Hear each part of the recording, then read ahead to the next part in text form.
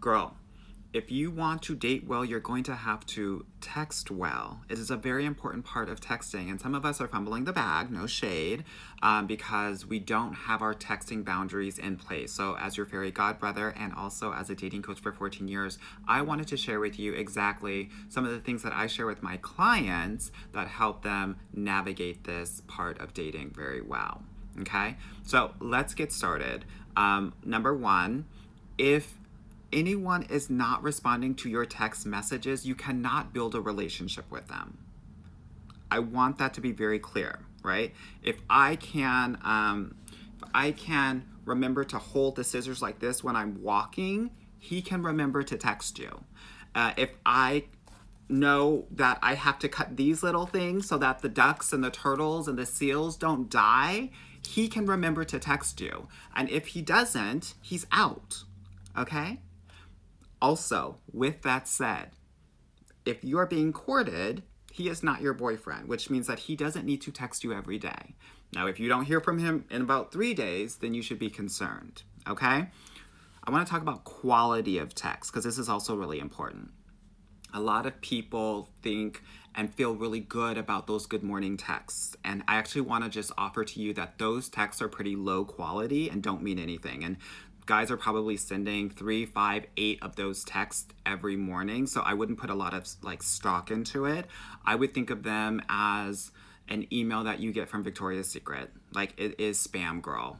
That's all that it is. Okay? Now, in terms of social media, because I know a lot of you are actually chatting on social media and not text, get off of social media. Why? Because when you're on social media, you're part of his entertainment, and he's not just talking to you, but you're part of his feed. You want to make sure that you are texting and have a 1-to-1 ratio in terms of the communication. Okay? The other thing that I think is important is I think it's really important to understand the pace of your text conversations. Why?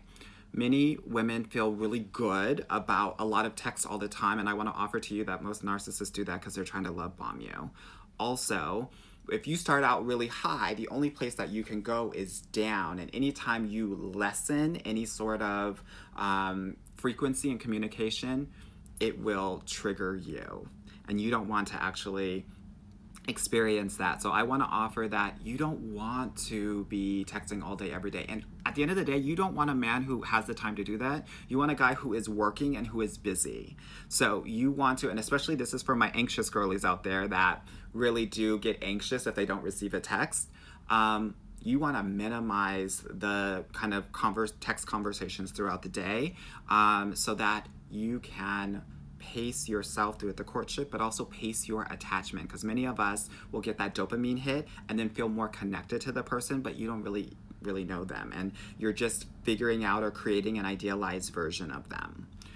Lastly, I just want to talk about effort, right? A lot of y'all will Michelle Obama these men. What do I mean by that? When they start going low effort, you start going high effort, and we don't need that. If they go low, you go low too. So if they are giving you one-word answers, if they are just liking your shit, girl, do the same thing, right? A lot of you all are driving the conversations, asking the questions, and these guys are not doing anything. If they don't ask you a question, there's nothing to respond to. Leave it, even though it's uncomfortable.